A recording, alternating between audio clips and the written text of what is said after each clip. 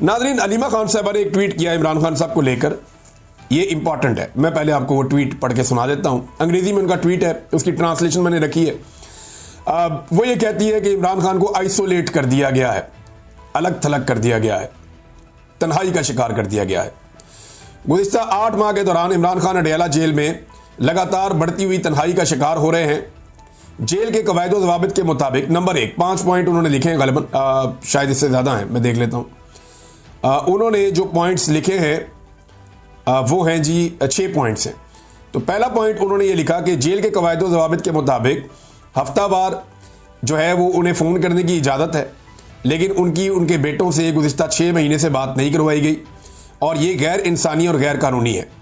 Number 2, वो ये कहती हैं कि पिछले महीने के दौरान जेल हुकाम ने हमारी किताबें हमने भिजवाई थी इमरान खान साहब को, वो भी उन तक नहीं जाने दी गई। तो उनको इंटेलेक्चुअली और रूहानी तौर पे उन्हें जो है वो डैमेज करने की कोशिश की जा रही है, उन्हें मुनक़ता करने की कोशिश की जा रही है। नंबर 3, वो कहती है गुज़िश्ता 8 महीने से पाकिस्तान की सबसे बड़ी सियासी जमात के सरबराह की हैसियत से इमरान खान को उनकी पार्टी के अरकान से मिलना होता है, मिलने से रोक दिया गया है, सियासी मुशावरत नहीं होने दी जा रही और क़यादत के आइनी हक से उन्हें महरूम किया जा रहा है। नंबर 4 पॉइंट वो ये लिखते हैं, इमरान खान को कई हफ्तों से उनकी कानूनी टीम तक मुनासिब रसाई नहीं दी जाती। हत्ता कि जो मंगल आया था 1 जुलाई को, उनके वकील को इमरान खान साहब से मिलने के लिए जो वक्त दिया गया, उसमें उनकी मुलाकात सिर्फ 95 सेकंड यानी 95 सेकंड तक इमरान खान साहब की 1.5 मिनट की अपने वकील से मुलाकात हुई। ज़हीर अब्बास नाम के वकील हैं जो इमरान खान साहब को मिले थे। 5वां पॉइंट वो ये लिखती हैं कि हमारे ख़ानदान को कई महीनों से इमरान खान से मिलने से रोक दिया गया है। पिछले 3 महीनों से मैं और मेरी बहनें अडयाला जेल जाते हैं, पंजाब पुलिस जो है वो कई किलोमीटर पहले रोक देती है। हम 1.5 किलोमीटर पैदल चलते हैं, घंटों इंतज़ार करते हैं और उसके बाद भी सिर्फ डॉक्टर उज़मा खान और नौरीन न्याजी को अपने भाई से मुख्तसर मुलाकात की इजाज़त है, जो पहले आधे घंटे का दौरानिया था और अब उसको 15 मिनट तक रह गया है। 6 नंबर पे एक बड़ा इंपॉर्टेंट नुकता उन्होंने बताया। उन्होंने कहा जी गुज़िश्ता 10 माह से इमरान खान के डॉक्टरों, डॉक्टर फैसल सुल्तान और डॉक्टर आसिम यूसुफ, इनको मुआयना करने की इजाज़त नहीं दी गई। ज़रूरी तिब्बी निगहदाश्त से मुसलसल इनकार की वजह से उनकी सेहत को ख़तरे में डाला जा रहा है। अच्छा, उन्होंने ये कहा कि हमें ये बताया गया है कि इंतहाई जो है वो तन्हाई अडयाला को कंट्रोल करने वाले कर्नल की नहीं बल्कि मरियम नवाज की हदायत पर नाफिज की जा रही है। ये जेल पंजाब में वाक़ है जहाँ 17 सीटों वाली मुस्लिम लीग नून की हुकूमत इतनी खौफजदा है कि उसने इमरान खान तक तमाम रसाई रोक दी है। वो किसी भी मालूमात के अंदर जाने या बाहर आने से डरते हैं। इंशाअल्लाह हम इमरान खान का मुकम्मल पैगाम उस वक्त तक सामने लाते रहेंगे जब तक कि वो इस गैर कानूनी कैद से आज़ाद होकर एक बार फिर अपने लोगों की रहनुमाई नहीं कर लेते।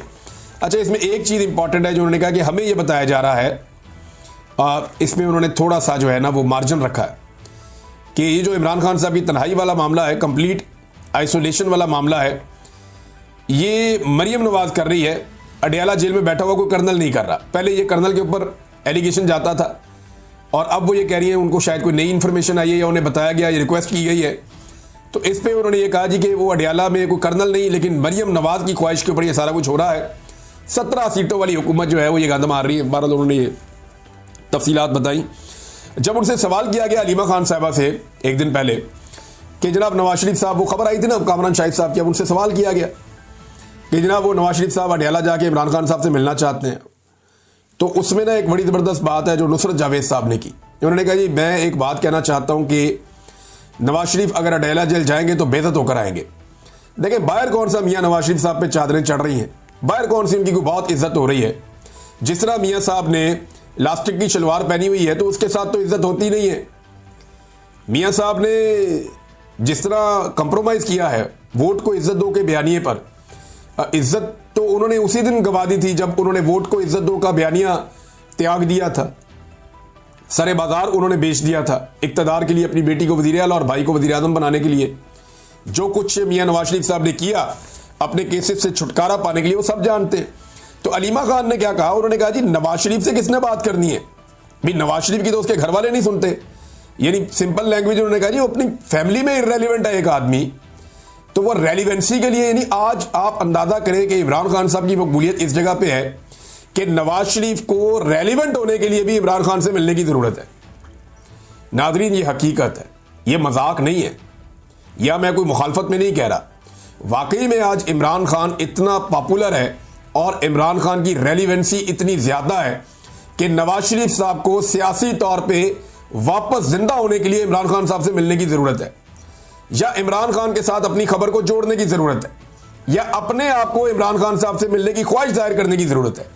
नवाज शरीफ बिल्कुल इररेलेवेंट था गुज़िश्ता कई महीनों से, लेकिन जैसे ही ये कहा गया कि वो अडियाला जाकर इमरान खान साहब से मिलना चाहते हैं, नवाज शरीफ साहब की रेलिवेंसी बढ़ गई।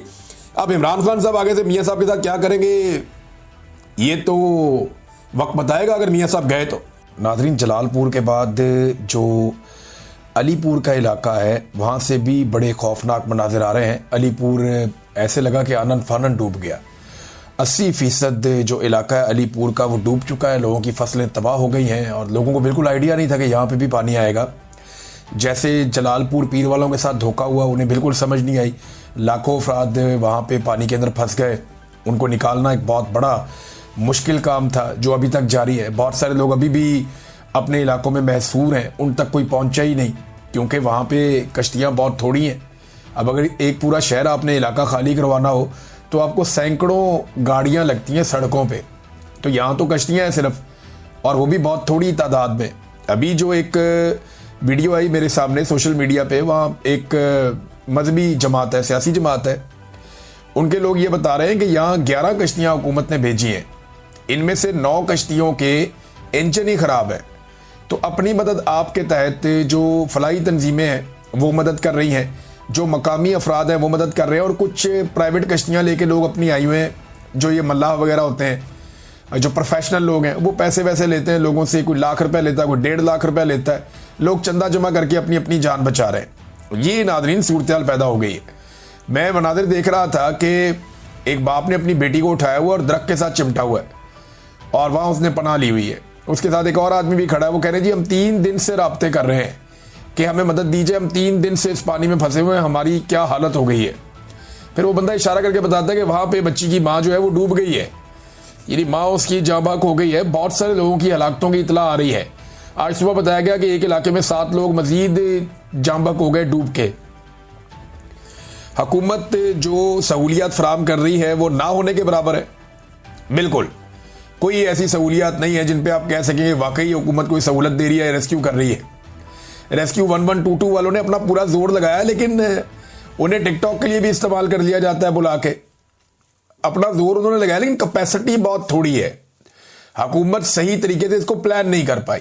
और असल बात यह थी कि जब यह डिजास्टर आ रहा था उससे पहले बहुत टाइम था।